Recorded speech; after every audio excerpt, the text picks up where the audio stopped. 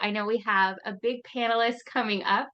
So we'll start introducing who we're going to hear from because that's really, really important. This panelist is going to be with Nathan and David. So, Mary, I will kick off to you on that one. All right. Well, today I have David Mann and Nathan Knight, who so kindly joined to talk about what we're discussing together as a group today. And I'd love to introduce them, and then we'll be jumping into some Q&A. Nathan, David, thank you so much for being here. Thanks for having us. Happy to So be here. Nathan is the head of people solutions at Morning Consult. And prior to Morning Consult, Nathan was a senior learning and development leader at Better, Casper, Sony Music, Equinox, Weight Watchers, and a couple other incredible companies. Booz Allen, Deloitte. Am I getting this right, Nathan? You've got them all. Home Depot, The right? Home Depot, and you started your career at Home Depot. And so all of this within the learning and development space. And I'm really excited to dig into some of the conversations that we've had in the past around how we can really approach learning and development from first principles and how we can support our managers really strategically there. David is the Vice President of Human Resources at Percipient AI. Prior to Percipient, David served as the Senior HRBP lead at Google, reporting to Google Cloud's GM and supporting their global engineering and go-to-market teams. Before Google, David was at Circle CI, AAA, Gilead Sciences, as well as Yahoo and a couple of other great companies. So you can see that I have two incredibly experienced leaders joining, and I'm going to just throw it to you. We have a lot of managers joining us today, and I wanted to know from each of you, how are you thinking about the role of the managers within your organization these days? What's front of mind for you? David, you want to kick us off there? Yeah, sure. I'll be happy to go first.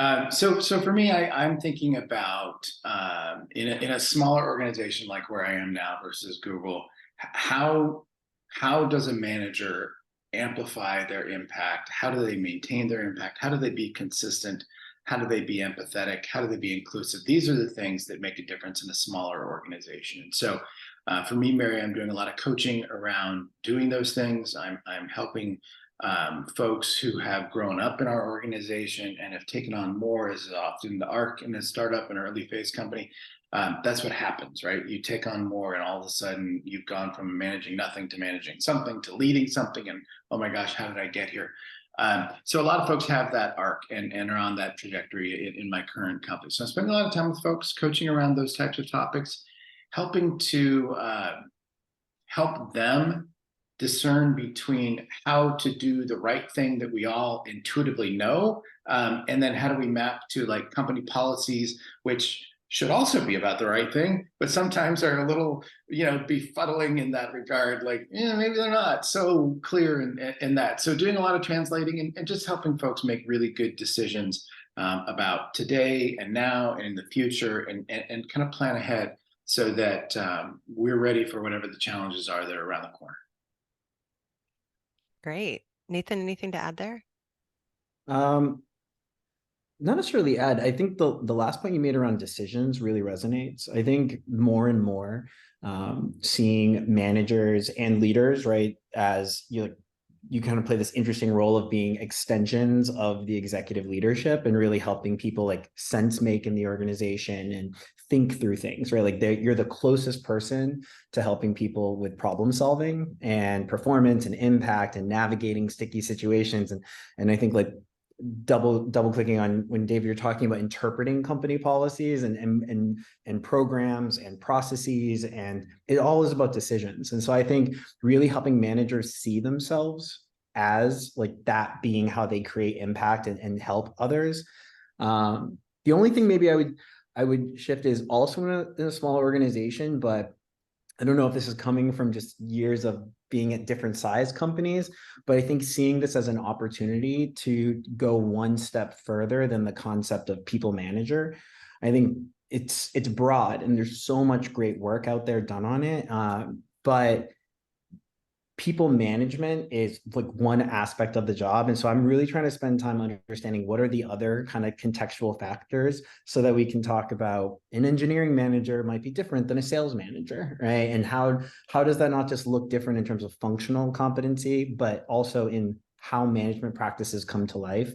Probably the most pressing example is when it comes to performance, right? And not just from a system and tooling standpoint, but how do managers really drive performance in those environments, and how does it look different, and how do we acknowledge that it looks different so that we can better support rising managers, existing managers, and as managers take on more senior roles. And how are you supporting them today in terms of, understanding the differences between their roles? So we're sort of going at it, I think, similarly to a lot of companies do, right? You start with clarifying the sort of broad expectations. And so distinguishing between what a professional track and a management track looks like, trying to go as far as to almost starting to talk about like what percentage of time, right? One might think if you're in a management role that you're spending purely in people management task activities function versus any amount of work that you're carrying yourself.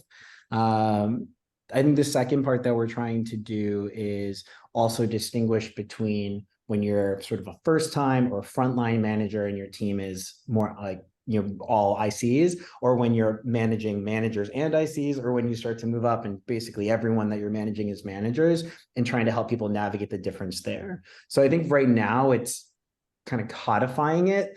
I think where we want to get to is where we help people then start to go one step further than a role framework, like basically move out of frameworks to true application and say, like, we want managers to get confident enough that they know how to kind of show up every day and make management work for them and their team.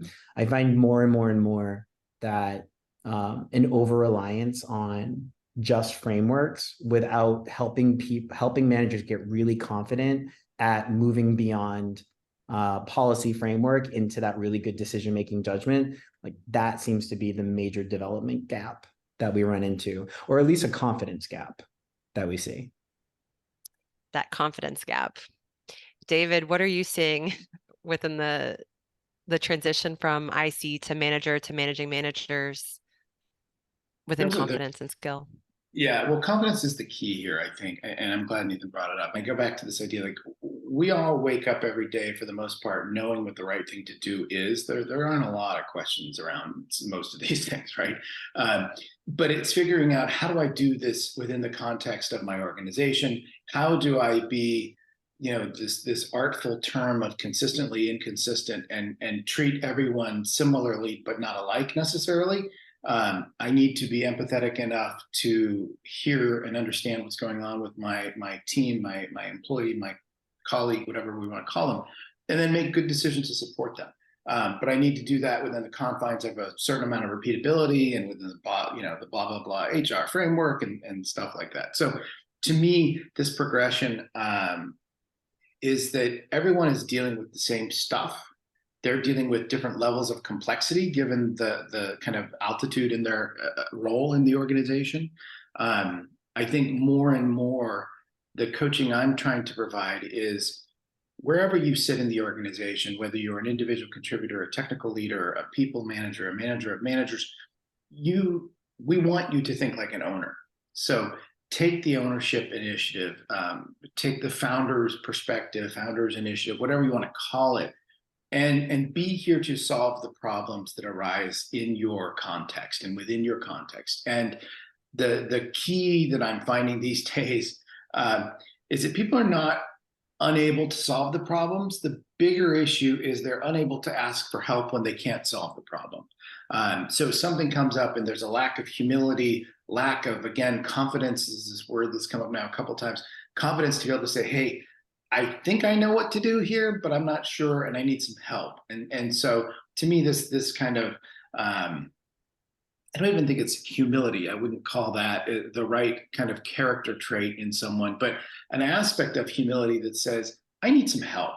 And I'm okay asking for it from my manager or for someone in a people ops kind of role, or even a peer or a buddy somewhere in the company. I think that's become really important. So I'm actually seeing struggles along those lines occasionally, and folks saying to the, kind of articulating the little bit of cognitive dissonance between what they believe to be the right thing and what someone else might be asking them to do.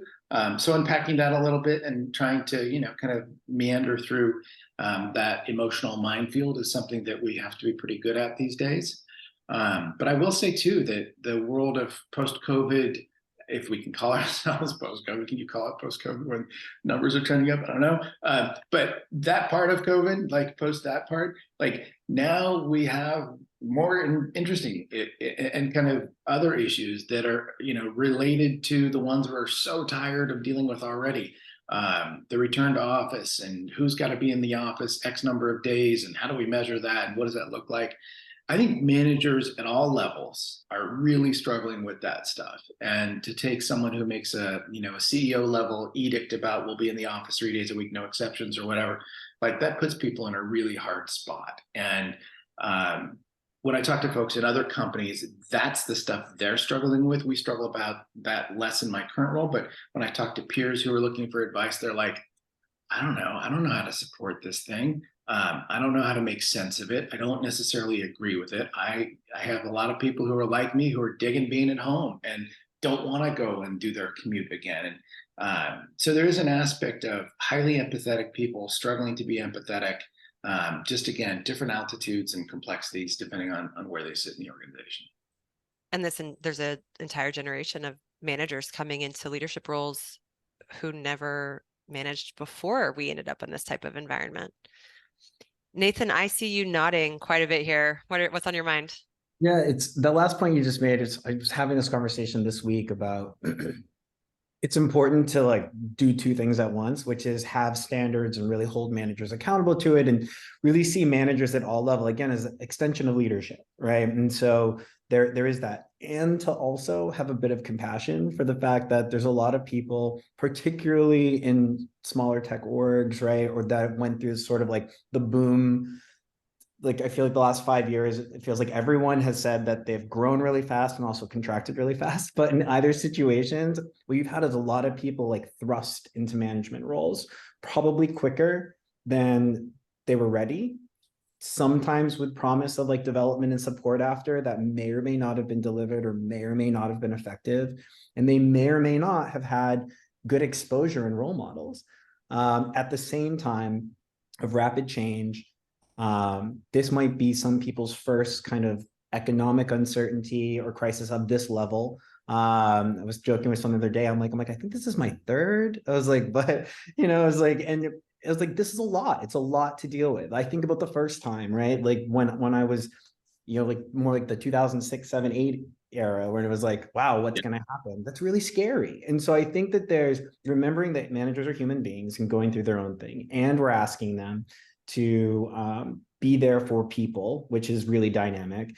And then I think this third part is we're changing, right? The company's changing. We're asking them to sense make, but sometimes they need the sense making. And so like two things hit me here, which is one, really thinking about going like when we're one of the things I was nodding when David was speaking was the idea that the word trade-off seems to be coming up a lot when it comes to managers, and being able to say like one of the tricky things when you move from IC to manager, and it only gets harder as you take on larger teams and you sort of elevate in your management or leadership level, is there are some fundamental right and wrongs and easy truths, but then a lot of the work is navigating trade-offs that there isn't necessarily a single right answer. There's multiple right answers that each have different outcomes or consequences, and helping decide which of those are right. And when you don't know, that being a moment where I think that managers get that confidence of knowing as soon as you have that sense, that's the time to raise your hand and ask for help. Because there's someone else, even just by talking about it, that can help you. And when I see differentiators of successful managers or managers that enjoy managing, and I think that's the other part of it, there's being successful, but there's also enjoying it. A lot of people don't like it. Do you see those as interesting challenges, interesting thought exercises as ways to grow and learn? If that instead just is very stressful and very difficult and you feel isolated and you don't want to reach out for help, that might be a fundamental issue with being a people manager. because this work is sticky. This work is not cut and dry and clear cut. We can give you frameworks, tools, but it's one of the areas in life where it's a lot about judgment, and it's a lot about moving not only from context, which is the other part that I thought Dave was hitting on really nicely, but I think more and more it's not just about org context or some of the more kind of broad scale things we talk about. I feel like circumstance is now so rapidly dynamic where any day you walk in, you feel like you have a plan, and someone's sick, someone's experiencing, a challenge outside of work that I think has become much more present in the workplace, for better and for difficult. I think change happens, right? And you're expected at a moment's notice to be able to deliver messages and do it in a way that maybe opens up room for complaint or concern, but that you handle that effectively and that you don't commiserate. These are tricky life skills. And so I think like more and more the management, yes, there's these like common roles and capabilities and expectations of anyone to be effective people managers, but maybe it just feels more present now, is that a good part of the job is a little bit about mindset of choosing to be, like deciding that one of the things you're going to be great at is people management, and realizing that it is a never-ending learning experience and that it's difficult right now. When done well, highly rewarding, but it's not easy work. It takes work, right? And you have to keep going at it, Nathan. I think you hit some really important points. I would just add, one of the things that I've found is a differentiator between those who really embrace with passion that management level ownership and responsibility. One of the things I've noticed with those folks is they are just interesting people a lot of times. And that means they cultivate outside interest. They have a wide kind of aperture for taking in information. And that type of personality I find to be very amenable to the passion of leading and the passion of developing talent, and finding comfort and enjoyment of getting into the gray and embracing the ambiguity of life today in the world of work. Folks who are more one-dimensional and solely committed to work struggle a little bit more with this, because they maybe are investing more of their identity, their self-worth, their ego in these things. And that tends to get in the way of humans thinking and processing and feeling, right? And when you have a more rich, active, just life, an interesting life, I think you can compartmentalize isn't the right word, but you can smooth over some of the more nuanced scenarios and draw from other skills that you've acquired in other places to handle some of the tough stuff that we encounter here. And I think bring that perspective to the team, right? Whether it's one person or multiple people. And I think this whole idea that I feel like when I was growing up into my management role, advice I would get often was around, like, even if you don't realize it, they're watching you, right? Like people are watching you. They're taking their cues from you on like what this news really means, or, how you enter the room, when we used to enter rooms together all the time. But I guess now that we enter Zoom rooms, and it was just like, it was such a simple realization of how important your presence is. And I think like not the more complicated, problematic version of presence, but like the concept of like just your being, just like being that person in the room. Like you've now taken on a responsibility, right, to help people navigate situations. Work has become more complex and more difficult. Sometimes it's wonderful and easy and fun. Most of the time it's challenging. And we know if people are growing, they should be experiencing challenge. And so part of a manager is, I think, being comfortable being in that space. But I think, David, your point is so right, whether it's outside or it's how you build your community within your company or the relationships you have, like making sure that you're there for your team. But as a manager, you're also part now of a new layer of the organization. You have to see yourself beyond the team, like be an organizational leader. And I find that people that start that early are just generally more successful, but also they tend to balance, right? They tend to have someone to come to. I know for me, one of the ways that I try to do this is I have people that like I've built that sort of trusted relationship where we can confidentially, safely talk about what's going on in our teams.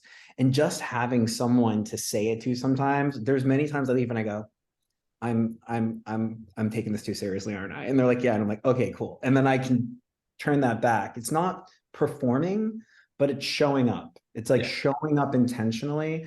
And I don't do it perfectly all the time, but there is a noticeable difference of when I'm really being intentional for my team and I see how they respond and how they're able to then carry that forward, or when I get into that trap of commiserating or seeing my team like kind of different, like I want to be part of my team, but they're not my peers, right? And there's some things I think about like early in the holidays where you become like 20 years old and you start to see your aunts and uncles differently.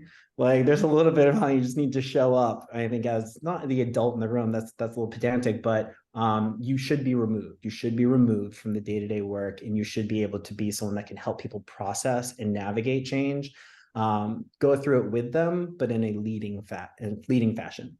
There's so much to unpack from both of what you've shared so far. So I just want to take a minute and highlight some of these key points, right? We've talked about empathy. We've talked about self-awareness, about confidence, about being able to show up and really be that person. We've talked about the changes that all of these managers are facing and that it's not a role for everybody, right? I'm hearing and I'm seeing the both of you just like, yes, that, right? When the other person is talking, and we have this amazing audience of experienced managers where being a manager can feel isolating. It can feel like this is only me going through this craziness. And Nathan, you just shared having that person to chat with. And I know both of you serve as that role in a lot of ways for the managers in your companies. But when we go back to confidence, especially because of a lot of the topics we're hearing today, and knowing as a manager that you're moving in the right direction. So whether you are manager level or you're a director or you're moving into that VP role, what are some of the signals that you yourself should be looking for in order to be prepared to move into that next role? Because as we know, your boss might be kind of too busy to say, hey, here's what you need to do to get to that next level. So what are some pieces of advice you've been giving to your emerging leaders as they rise up in the ranks? David, you want to take that one? Sure. I think the thing that I've always asked folks to think about when they start talking to me about their aspirations and interests, I think when it comes from them, I always say, okay, great, awesome, love that you're interested, love that you're raising your hand. Let's talk about how you can be a leader in this business, not just your dimension, your function, and so on. So that's one way. Like take on a broader view, have a more holistic view of the organization. And again, think like an owner, think like a founder, if you will. And then the inverse of when I see people doing that and I want to tap them on the shoulder and say, hey, have you thought about leading a team before? Have you thought about this? I want to engage in a conversation there at that level, and welcome the expression of the concerns, invite the apprehension, talk through it. A lot of times, in both of these cases, people expect to have happened to them what they've seen have happen to others, right? And so they think that, oh, the management trajectory looks like this, and therefore I should just bide my time and it'll happen, blah, blah, blah, whatever that is. Not the case. We know that choosing managers, promoting managers is sometimes it's a highly scientific, calculated process. Other times you look around and go, who do we have? And we tap people at that point. So we have to embrace the chaos a little bit. And so I do think that that's why it's important that we have these relationships with folks. We are that second space, if you will, not the manager. We're not in your chain of command, if you will, but we're a safe place where we can have conversations that can be crunchy and difficult and vague and messy. That to me really matters from a separating signal from noise perspective. A lot of times, just having those great relationships with folks can produce a tremendous opportunity for the organization and for the person. And without that, I think of all the talent that's growing dusty and stuck and wants to move but can't, and that makes me sad sometimes. Nathan, anything to piggyback on? I think I probably would say that when people are interested in management, it's very similar. I remember early on, I would have a lot of people be like, I want to be an L&D. And I would just be like, well, why? You know, and I think like actually having a sense of like, well, like what is the goal here? And whenever someone was like, oh, I just love watching the light bulbs go on, I love watching like helping and growing people, I'm like, you should be a manager. Actually, I was like, it's like L&D is about like course design and facilitation, like it's a different set of skills. And so when I think about being a people manager, I would become really curious about what does it mean to be a manager here? And yes, start with what we publish and put on the internet or teach you in the class, but go that step further and talk to that leadership chain of like, when you think about management, like especially as people want to move from first level managers and it's like start to accelerate, I think you see the shift in the mindset go to, I'm an investment that the company is making and driving performance, engagement, growth at all levels. And there's probably some different prioritization based on the context of your company and the stage of growth and what's needed.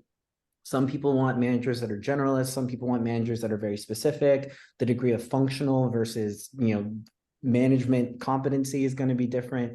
Become curious about what the job is.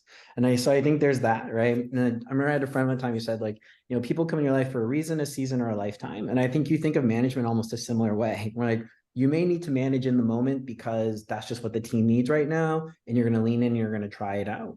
Maybe you want to do it for a period of time because you're going to sort of shift between more like a functional or like a contributor role, or you really want to build that management capability. And if that's the stage you're in, great. Or maybe you're like, this is my path. This is what I want to do long term. I want to, be a GM. I want to be able to rise to that level, and management and leadership is critical to do it. But I guess like my sense is understand why you want to be people managing or why it's important for you in your career. And then also be really curious about what does it look like to do it well in this company?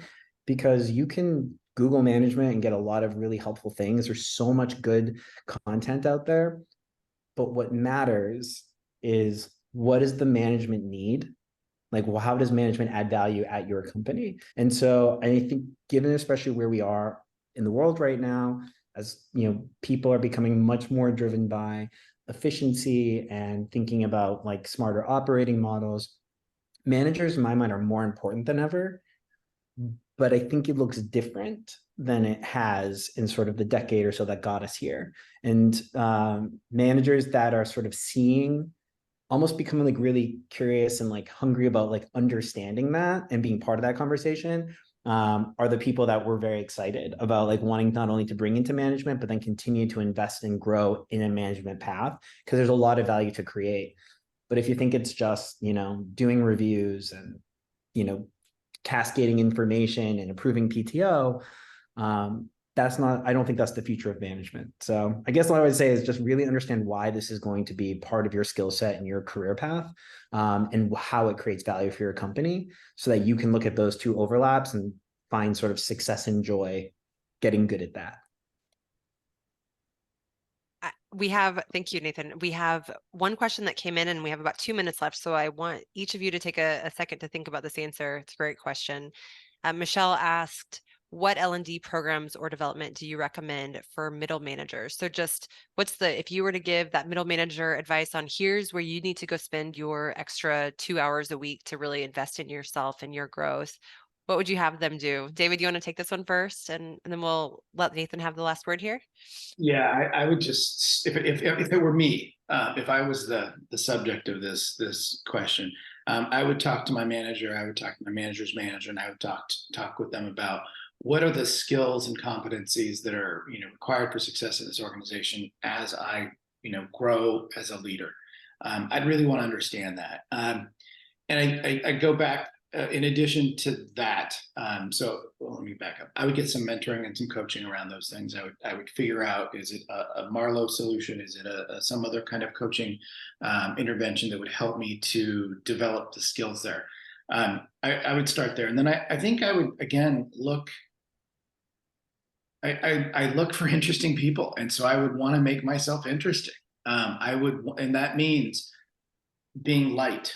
That means walking into a conversation and getting the best out of everybody who's in that conversation. That means showing up differently. And you can do that from whatever role you're in, whatever seat you're sitting in, whatever your job is. That's a life competency. That's a human, connection competency.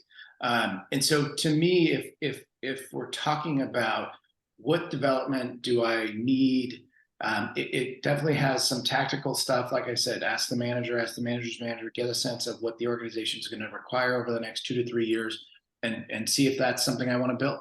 And have that conversation. Is this something you want to do or not? And it's okay to say no, right? It's okay to say, it's not for me. I don't want to develop in that area. Let me look for something else that I can take on with my current skills or something else.